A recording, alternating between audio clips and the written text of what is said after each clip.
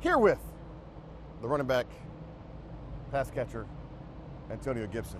You've been called AG, Antonio. Do you have any other nicknames? Nah, man. That's People it? call me Tonio back home, but that's about it. Really? Yeah. Okay, all right. What do you prefer to be called? I go by AG. You go by AG. Yeah. I've heard you talk in third person a little bit, by the way. When was this? Yeah, I've seen some interviews ago where AG don't do this and AG don't do that. I was like, oh, okay. I can't do that. If I said chick don't do this, they just go, what are you doing? So last week, you catch the 19-yard touchdown pass to tie it up. For us watching, it looked like that ball was in the air forever. When you turn and see that ball and they're coming, is it like, just get here quick? That situation right there was actually funny. I didn't feel his presence after I broke into the corner route, but I looked up and kind of like how this light is in my face right now, the lights of the Seahawks. I mean, I told coach I got to time, I was like, man, I couldn't see the ball. Really? Because like I was running, but you could see, like, if you could tell, like I stopped and I kind of like spotted up instead of running. And finally it got in my vision. And I was able to catch it and get in the end zone. But that was a crazy one right there. That's part of your game though, is you can run and you can catch. When did you always have that skill? I played receiver since I was younger. That's been my main position until I got to the league. So I always been able to do it. Kind of got away from it as I got to the league, but I don't think it's something that just goes away. Right. You still got to maintain, catching on the jugs and catch it every now and then. But I always had it. I still got it. So I'm not sure what the numbers are on a guy who plays community college football and is now playing in the National Football League. So was NFL always your dream? And when you were playing community college before you transferred to Memphis, was that still like, I can do this? It's always been my dream. I can be honest and say it kind of faded a little bit. Not so faded, but like me kind of like being real of thinking like my chances of going to the league is like very slim. Not having the grades in high school, not being able to go to the college that I wanted to. Okay. The college that came in to recruit me, having to go JUCO, and then being at JUCO, I'm like, man, who coming to watch us play? But I maintained, I stayed the course. I put in the work, and I started getting those schools. The schools that came to look at me in high school, I started getting those schools again, and I had another opportunity. So I just kept my head down, put in the work, and it all played out. What the lesson there? Look, we're not going to lie here. I was not the greatest student.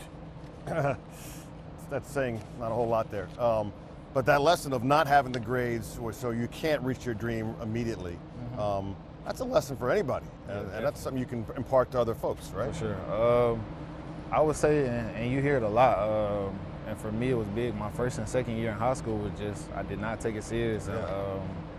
No matter how good or decent I was on the back end, it wasn't enough for me because of how bad I did my freshman and sophomore year. So just maintain, because if you do the important stuff early in life, it'll all be worth it later on in life. And I feel like it's a big difference from me getting 4 years at a D1 school instead of 2. So, but it ended up playing out in my favor. But some people, it won't be the same. So Right. I feel like you should get 4 years at a D1 program to get the best workouts, the best meals, the best, everything's Right. just better. You know what I'm saying? Right. And you don't have to get it out the dirt Yeah. and struggle. But so just take care of the important things early, and then at the back end, it'll be worth it.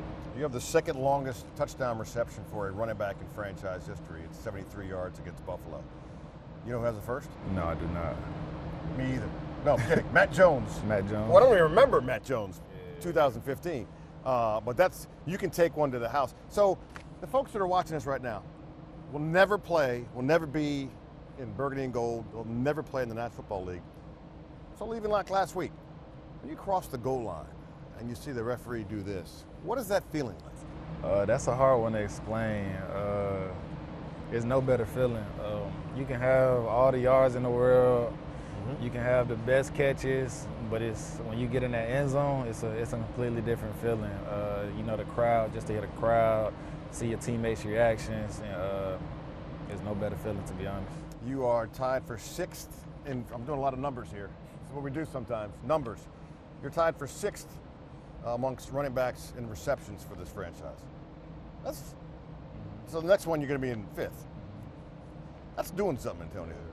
Matt, when you hear stuff like that, even though right now you guys are struggling, right? But on a personal level, your name is crawling up the record books for an NFL franchise. That's pretty big. Yeah, definitely. It just, yeah, that is pretty crazy. But just a blessing.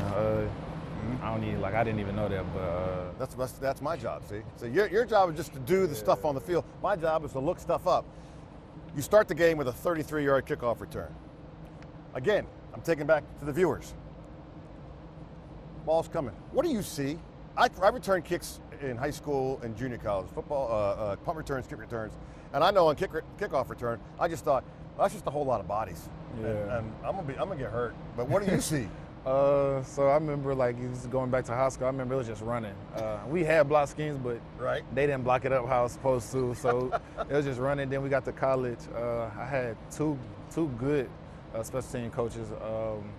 You had Tony Pollard break the record, and then I had a good return season. And then coming here to see it kind of pick up from where we left off at Memphis, they do a hell of a job of blocking up. So it's actually like playing running back. They get on their blocks, and all you're doing is running your track and making the right read, to be honest. So, like that first one, if I didn't slip, I owed them one big time. If I didn't slip, I would have probably took that one to the house. Really? So, yeah. But if you watch it again, like, I slipped as soon as I was about to cut back on the counter. Right. And it kind of slowed down my time, and I ended up getting caught as I got through the hole. So I owe them big time for that one because they blocked their ass off. So you see it on film on the next day, or you're like, nah, I seen it. If you just watch the knew it. reaction, like when I fell and then I got up through the hole and I still got my yards, I'm holding my head. I'm like, man, I just messed that up big time. Right. This past summer, I think you held your first Antonio Gibson youth football camp back home at your old high school. What was that like? It was a great feeling. It's something I've been wanting to do for a minute, actually, since I got into the league. So to finally be able to get to that and, get that done for the kids, I just want to keep adding on to it and, see where we can go from there. But it's definitely something I've been wanting to do since I got into the league. So to finally get to that was a good feeling. Who was the guy that you looked up to? Who did you want to be when you're watching the league? You're going, that's my idol, that's the guy I want to be like. Honestly, when I watch the league, I got to go with Julio Jones. Really? Yeah, man, just growing up in Georgia, man, and watching him ball out for us and the plays he made, the games he had is just insane. And, so that was kind of one of the guys I looked up to, like, heavy. And then if we want to go back even farther, I go LT.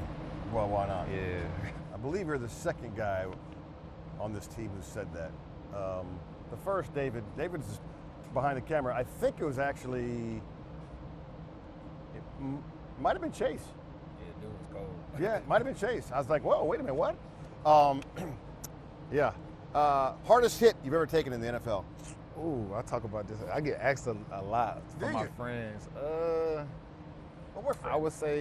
I would say between two people, and so the first one wasn't really a hard hit, but Bobby Wagner, the first time we played him, I think like 2 years ago, he hit me, and it wasn't hard. Like, it didn't hurt at all, but like, it was so effortless. Like, it felt like he just picked me up. Like, he didn't wrap me up or nothing. He just picked me up with his shoulder and kind of like dropped me, and I was like, man, what? So I was like kind of thrown off by that, and then I would have to say, it was crazy. It was crazy. I'm like, ain't no way. And then I would have to say, I don't want to get his name wrong, for the Cowboys,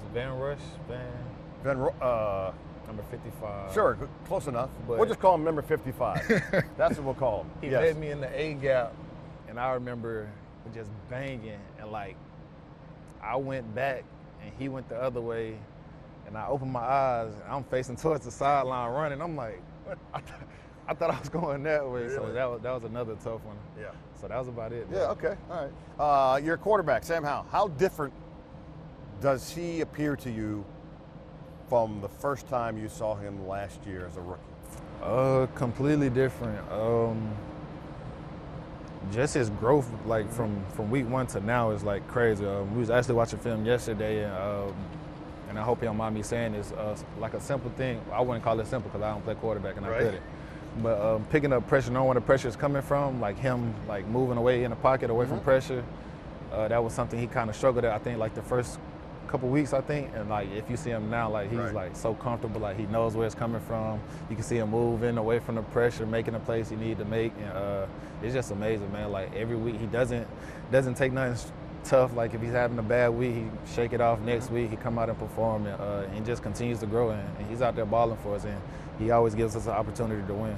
2 last questions. The running back position was early this year. They were talking bad about running backs, like they're just expendable, and they're not, they're not going to get the kind of contract because almost a dime a dozen, which we know is not true. How do you feel about that?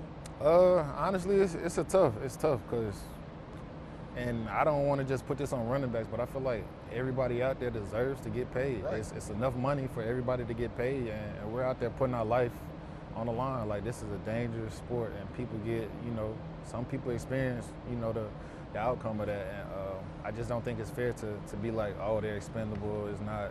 Of course, there's going to be other guys come in, but we're still putting in the work. And to be honest, the guys you're talking about, they definitely put in the work to get what they deserve. So it's just like, how do you want to put everybody, these running backs, on the face of the NFL, and then you don't want to pay them when it's time to pay. So that's crazy. All right, you have the same situation that I have, 2 sons and a girl. Yep. Okay, mine are now grown. So if you have a bad day at work, when you get home, None of that matters. does it matter? Because when I have a bad day at work, they just looking. They say, "Pops, you were awful on TV." They don't. There's no. This is like, what were you saying? What were you doing? But it's different for you. So Yeah, I was about to say, mine not old enough to tell me how it is right now, so I just get that ass, so I'm cool with that right now. They ain't telling me straight up how so if you it drop is, a ball, it's not a big deal. They just Nah, like, not right now, Okay. but I'm pretty sure that it'll come. Do they? How old are they? You got 2, 1 about to be 2 next month, and 9 months. Okay, so you did not waste time. I mean, I got 15 months, 16 months between my 2 boys, and then 23 months between 2 and 3. Yeah, I got you beat. Yeah. Oh yeah. Yeah. I mean, well, they always said Gibson was kind of quick. Anyway, appreciate your time.